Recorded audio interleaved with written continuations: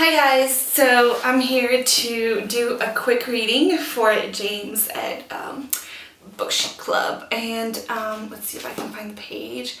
I am doing an excerpt reading from C, which is, as everybody knows, I love this book. So bear with me, this should be fun.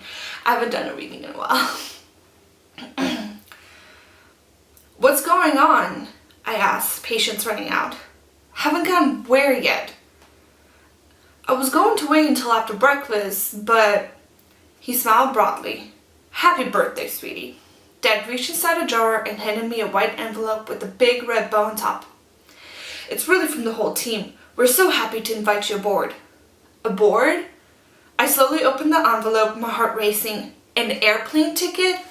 I scanned the type in disbelief. Passenger, Miss Sienna Hope Jones, flight 13003, departs San Francisco International Airport to Yogyakarta. June 10th, 12 a.m., arrives 5 p.m., China Air connects to Taipei. But my eyes weren't reading anymore. The words blurred together. This must be a mistake, Dad, I asked. Silence. Everyone staring at me. No mistake, kiddo. It's for you. Dad said. He rubbed his temple, watching me with a little bit of fear, like I was teetering on the edge of a cliff and he wasn't sure which way I'd fall. Oma pushed her chair back from the table and stood up to read the ticket over my shoulder. What's this about, Andrew? Dad cleared his throat. We'd like Sienna to join us for about 2 weeks on an Indonesian orphanage, a peasant run. He turned back to me. We think you could really help us with the kids who survived the tsunami, honey. Many of them suffering nightmares and other symptoms of post-traumatic stress disorder, PTSD, and our goal, well, one of our goals is to restructure the dormitories into a family-style system, with an older girl acting as a mother or big sister figure for the younger trauma survivors to improve their well-being. His words spun into gibberish. He wanted me to get on a plane over the ocean? This was my big birthday surprise. I dropped the ticket like it was a flame.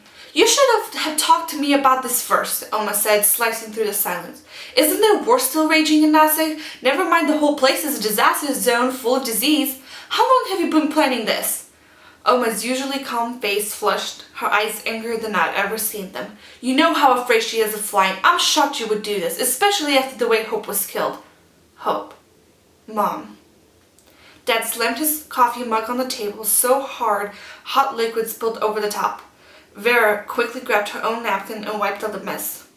Sienna's my daughter, Mother, Dad said. I know what's best for her.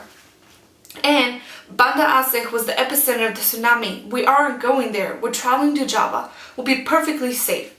Safe? How could Dad promise we'd be safe? He said the same thing 3 years ago. He came home and Mom didn't. Safe. How could he ever make that promise again? Sienna, are you okay? Oma asked. Andrew, get her some water. She looks like she's going to faint. Their voices drifted into echoes like they were arguing from opposite ends of a tunnel. A horrible knot grew in my throat that I couldn't swallow away. My hands shook. My heart raced faster than I knew it could. I could barely breathe. I'm not thirsty. The bright kitchen morphed into a black and then dotted with flashes of white spots like psychedelic planetarium show. Alternating shots of heat and chills coursed through my body. I had to get out of there. Stumbling up the broken stairs, I headed toward the only thing I needed to see. So that's like on page 8. So I think you guys are in for a treat if you haven't read this yet. Enjoy.